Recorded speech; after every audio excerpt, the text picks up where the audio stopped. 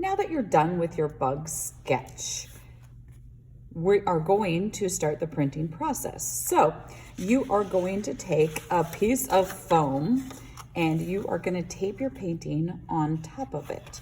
Now, when we get all done, I wanted to show you the finished one compared to the drawing. So it actually turns out almost the exact opposite. So if you look at this one, wherever the ink is, here, it's the opposite. So you have ink lines. The lines are the paper color. So this, when you do the printing, the negative space really is the inked area. So that is just how it's gonna look when it's finally done. So here we have this, and I've already put it down on a piece of foam. So now what you're gonna do is take a pen and you just trace over all your lines, but you put a little pressure into it too. So let's say I'm gonna do this leg. So I'm gonna hold it down and putting pressure so it carves it into the foam below. Now, if your lines get off a little bit, that's just gonna be part of your design. You cannot erase when you're carving into foam. Let me do the other leg real fast.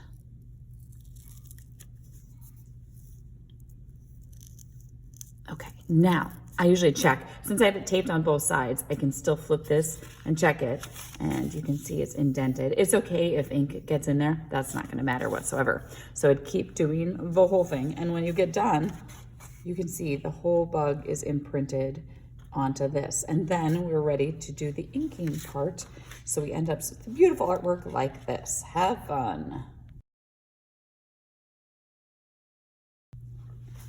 Today we're gonna do the printmaking. So these are two finished ones. So the same thing, so printing, the cool thing about printing is same drawing, this one's upside down, but same drawing, but you can print it as many times as you want to. So I'm gonna set these aside to show you the steps. We're gonna do this. So we need our plate that has our drawing already scratched in it or etched in it. And we're gonna need a piece of paper. We're gonna put that to the side. I have this little tray I'm gonna use for the ink. So I'm gonna take my ink and I'm just gonna put a little bit of a spoonful onto there. Then we're gonna take a brayer. This is a brayer, okay? And we are going to get the ink nice and even on the brayer. It does not matter what it looks like on the plate. It needs to look in the brayer. No, brayer. A lot of times you go one direction to do this, but if you do too, not a big deal. Sometimes you can hear a sticky sound, and that's really what you want. You can look and see if it's nice and even on here. And then we're gonna take this, and it's gonna get a little bit on the table. That's okay. You will clean the tables when you're done. So I'm gonna roll this on here. Now, I'm gonna get a little bit more. This you wanna do halfway fast, because we don't want it to dry out. I think I have enough ink. Just got some on my finger, but that's okay. Got enough on here. Make sure we get the edges. It's looking pretty good. One little area I don't like in there. Okay, so when I have that done, I'm gonna move that out of the way, and I'm gonna take the paper. I'm gonna put the paper, actually, I think I'm just gonna move this over here. What I'm trying to do is I'm trying to avoid where the ink was, so a different part of the table.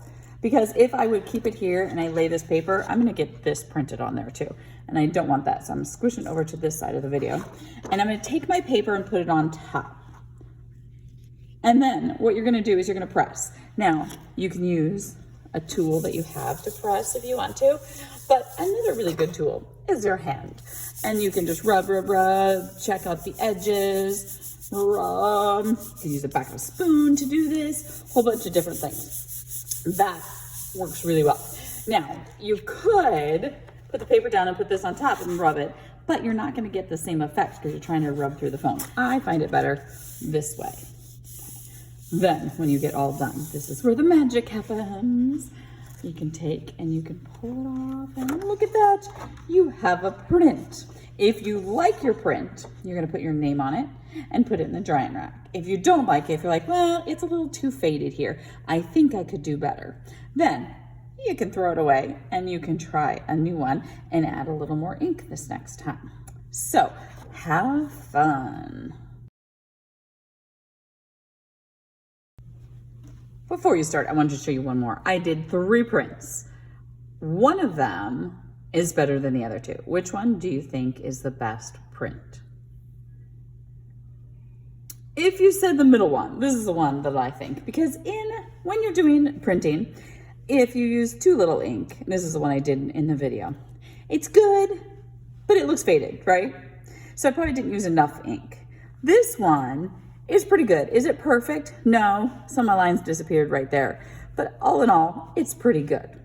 And it's okay to have a little bit of stuff where it's not solid. That just makes it, to me, look like a cool print. This one, I use way too much ink. So it's kind of like Goldilocks and the Three Little Bears. Instead of porridge that's too hot and too cold, this is too little, too much ink. Just right. So that's what you want. Not too little, not too much, just right. So it's going to take several prints to try to get that. So have fun.